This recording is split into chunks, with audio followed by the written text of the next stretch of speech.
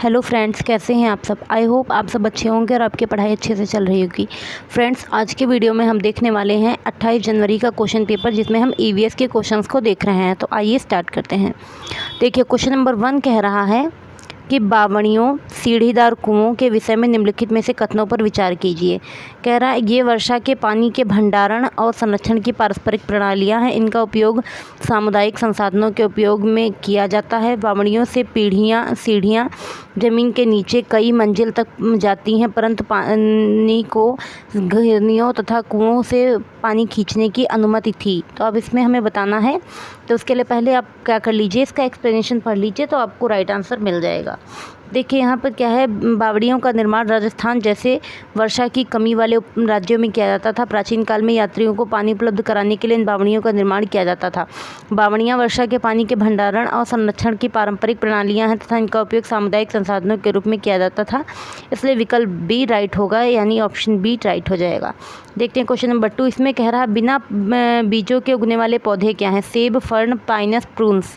तो यहाँ पे फर्न जो हो जाएगा वो बिना बीज के उगने वाले पौधे हैं। तो यहाँ पे कह रहा है फर्न ऐसे पौधे हैं जिनमें फूल या बीज नहीं होते हैं। इनमें जड़, तना और पत्तियाँ होती हैं। फर्न मांस आदि बीज रहित संवहनीय पौधे हैं जो बीजाणुओं के साथ प्रजनन करते हैं और नम वातावरण में पाए जाते हैं। अब देखते हैं क्वेश्चन नंबर 3। इसमें कह रहा है भारत में हमारी करीब संवैधानिक रूप से 22 संवैधानिक रूप से मान्यता प्राप्त भाषाएं हैं। भारत के अनेक राज्यों में अपनी आधिकारिक भाषाएं संथाली और कुडुख भाषा बोली जाती है। किस राज्य में बोली जाती है हमें बताना है। देखिए, यहाँ पे झारखंड राज्य में बोली जाती है, पहली चीज़ हो गई। अब इसका एक्सप्लेनेशन भी पढ़ लीजिए। कह रहा भारत में करीब 22 संवैधानिक रूप से मान्यता प्राप्त भाषाएं हैं। भारत के अनेक राज्यों में अपनी आधिकारिक भाषाएं हैं। इसमें संथाली आस्टो आस्ट्रिक परिवार की एक भाषा से जुड़ी भाषा है। इसमें 60 लाख लोग भारत, बांग्लादेश, नेपाल और भूटान में बोलते हैं। भारत में ज़्यादातर संथाली भाषा का प्रयोग झारखंड, बिहार, उड़ीसा, त्रिपुरा, पश्चिम बंगाल के राज्यों में होता है। कुडुख किसान आदिवासी लोग की जनजातीय आबादी में बोली जाने वाली भाषा है। यह जनजाति झारखंड, मध्य प्रदेश, छत्तीसगढ़, उड़ीसा, पश्चिम बंगाल में स्थित, हम कह सकते हैं संथाली कुडुख मुख्य रूप से झारखंड की भाषा है। अब देखते हैं हम नेक्स्ट क्वेश्चन। झूम खेती। कह रहा झूम खेती है जैविक खेती, काटो और जलाओ खेती, रासायनिक पीड़क नाशियों की सीमित उपयोग, फसल चक्र। तो ये काटो और जलाओ टाइप की खेती है। अब देखते हैं इसका एक्सप्लेनेशन। कह रहा झूम एक प्रकार की स्थानांतरण खेती कृषि है। यह पूर्वोत्तर भारत में सामान्य प्रकार की कृषि पद्धति है। इसमें काटो और जलाओ के नाम से भी जाना जाता है। इस प्रकार की खेती में फसल काटने के बाद कुछ वर्षों के लिए भूमि को ऐसे ही छोड़ दिया जाता है। खेती करने के लिए भूमि को साफ किया जाता है और अपशिष्ट को जलाकर राख को मिट्टी को जला दिया जाता है। अब देखते हैं नेक्स्ट क्वेश्चन नंबर 5। इसमें कह रहा निम्नलिखित पहेली का हल कीजिए। चोंच है मेरी बड़ी निराली, सुई हो तो सुई हो जैसे सिलने वाली, पत्ते सिलकर घर बनाऊं, कौन सी चिड़िया मैं कहलाऊं। यहाँ पे पूछ रहा कौन सी चिड़िया के बारे में बात करी जा रही है। यहाँ पे दर्जन पक्षी की बात करी जा रही है। सी राइट ऑप्शन हो जाएगा। अब इसका एक्सप्लेनेशन देखिए। एक्सप्लेनेशन में कह रहा है इस पहेली का सही उत्तर दर्जन पक्षी है, क्योंकि यह घोंसला विशेष प्रकार की पत्तों को सिलकर बनाती है तथा इसकी चोंच पतली, लंबी और घुमावदार होती है। इसकी वजह से वह अपना घोंसला बनाती है। भारत के टेलर बर्ड दर्जन पक्षी अपने घोंसले के लिए पर्स के आकार के कंटेनरों में पत्तियों को एक साथ सिलती हैं। अब देखते हैं हम आज का नेक्स्ट क्वेश्चन। देखिए, नेक्स्ट क्वेश्चन देखते हैं हम।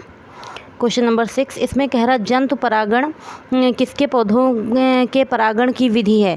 पक्षी, चमगादड़, गिलहरी, मक्खियों। तो ये चमगादड़ के परागण की विधि है। अब देखते हैं इसका हम एक्सप्लेनेशन। कह रहे चमगादड़ों द्वारा परागण को चीरोप्टेरोफिली कहा जाता है।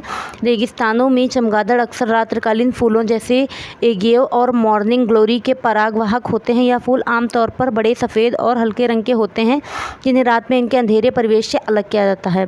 अब देखते हैं हम क्वेश्चन नंबर 7। इसमें कह रहा है हमारे देश की विरासत और समृद्धि संस्कृत समृद्ध है तथा कला एवं इस संस्कृति का हिस्सा है। पश्चिम बंगाल का प्रसिद्ध पारंपरिक कला का रूप है। यहाँ पे पूछा जा रहा है कौन सा है।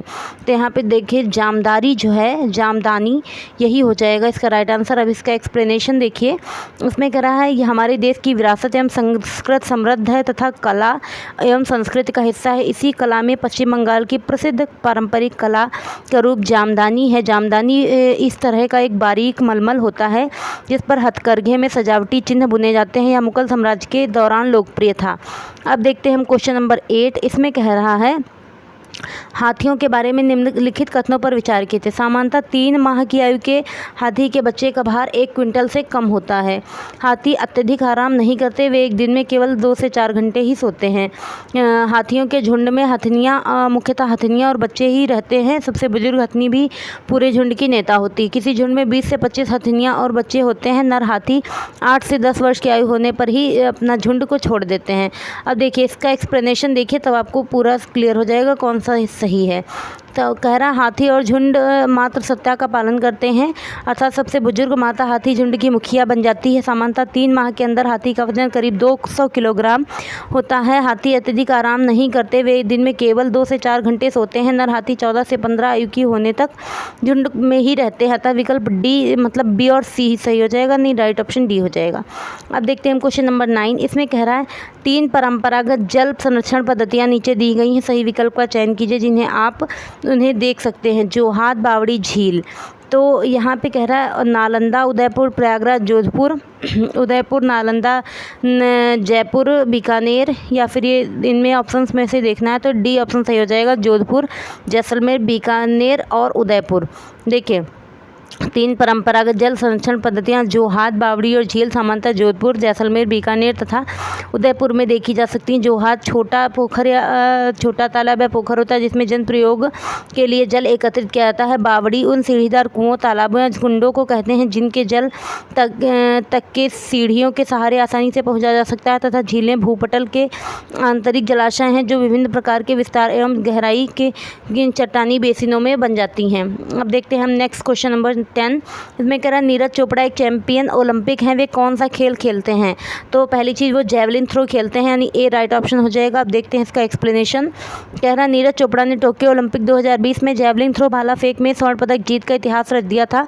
उनका सर्वश्रेष्ठ थ्रो 87.5 मीटर था, उन्हें स्वर्ण पदक दिलाया गया था। नीरज चोपड़ा को वर्ष 2018 में अर्जुन अवार्ड से भी सम्मानित किया गया था। इस तरीके से इस क्वेश्चन को देख लिया। अब हम देखते हैं आज का नेक्स्ट क्वेश्चन। देखिए नेक्स्ट क्वेश्चन नंबर 11 है। इसमें कह रहा है घटपर्णी यानी निपेंथिस पौधे चूहों, मेढकों, कीड़ों, मकोड़ों को फंसाकर उन्हें खा जाता है। हमारे देश में यह पौधा कहाँ पाया जाता है? तो ये पौधा जो है मेघालय में पाया जाता है। अब देखते हैं इसका एक्सप्लेनेशन। इसमें कह रहा है घटपर्णी यानी निपेंथिस पौधे मांसाहारी होते हैं जिनमें विशेष प्रकार की पत्तियाँ होती हैं जिन्हें पिटफॉल टैप के रूप में जाना जाता है। ये पौधे चूहों, मेढकों और कीड़े मकोड़ों को फंसाकर उन्हें खा जाते हैं। हमारे देश में यह पौधा मेघालय में पाया जाता है। अब देखते हैं क्वेश्चन नंबर 12। इसमें कह रहा है रवि की रोग विषयक पैथोलॉजी रिपोर्ट के अनुसार उसके हीमोग्लोबिन का स्तर 12 ग्राम पर डेसीलीटर है। इसका अर्थ है कि रवि रक्तहीनता से ग्रस्त है, रक्तहीनता से ग्रस्त नहीं है, सामान्य हीमोग्लोबिन है कि रक्त की गणना सामान्य है। तो यहाँ पर देखिए बी और सी तो सही हो जाएगा इसका राइट ऑप्शन। अब इसका एक्सप्लेनेशन देखिए। एक्सप्लेनेशन में कह रहा है रवि की रोग विषयक पैथोलॉजी रिपोर्ट के अनुसार उसके हीमोग्लोबिन का स्तर 12 ग्राम पर डेसीलीटर है। इसका अर्थ है कि रवि रक्तहीनता से ग्रसित नहीं है, उसका सामान्य हीमोग्लोबिन स्तर है। शरीर में 12 ग्राम प्रति डेसीलीटर से कम हीमोग्लोबिन होना खतरे के लक्षण है। हीमोग्लोबिन की कमी की वजह से एनीमिया होने का खतरा रहता है। अब देखते हैं हम क्वेश्चन नंबर 13। देखिए क्वेश्चन नंबर 13 में हमसे कहा जा रहा है निम्नलिखित में से कौन सा जोड़ा सही है? Sania Mirza table tennis, Saina Nehwal badminton, PT Usha weight lifting, या फिर कर्णम मल्लेश्वरी एथलेटिक्स। तो देखिए यहाँ पर क्या हो जाएगा, बी तो राइट ऑप्शन हो जाएगा। साइना नेहवाल ओलंपिक पदक जीतने वाली भारत की पहली बैडमिंटन खिलाड़ी हैं जिन्होंने वर्ष 2012 में लंदन में कांस्य पदक जीता था। अन्य दिए गए खिलाड़ी से संबंधित खेल हैं Sania Mirza tennis, PT Usha athletics, धाविका के मल्लेश्वरी भारोत्तोलन। अब देखते हैं हम 14 नंबर। इसमें कह रहा है पृथ्वी गोल है और वह सूर्य की परिक्रमा करती है, अतः जब भारत में मध्याह्न दोपहर होता है तब नीचे दिए गए किस देश में मध्य रात्रि होती है? तो मध्य रात्रि जो होती है वो अर्जेंटीना में होती है, यानी सी राइट आंसर हो जाएगा इसका।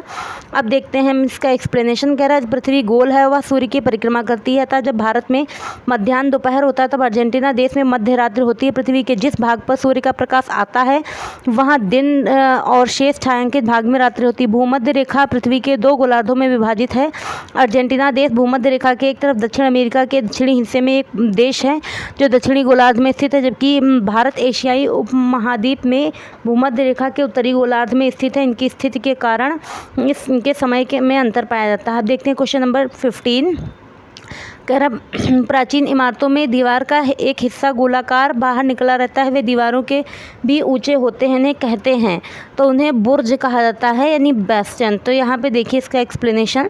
कह रहा इस प्राचीन इमारतों में दीवारों का एक हिस्सा गोलाकार में बाहर निकलता है और वे दीवारों से भी ऊंचे उठे होते हैं, उन्हें बुर्ज कहते हैं। या इमारत के ऊपर की ओर उठा हुआ गोल या पहलदार भाग होता है जिसके बीच में बैठने आदि के लिए थोड़ा सा स्थान रहता था। तो फ्रेंड्स, इस तरीके से आज के वीडियो में हमने 15 क्वेश्चंस को कंप्लीट कर लिया है। अब नेक्स्ट 15 क्वेश्चंस को देखेंगे हम अपने नेक्स्ट वीडियो में।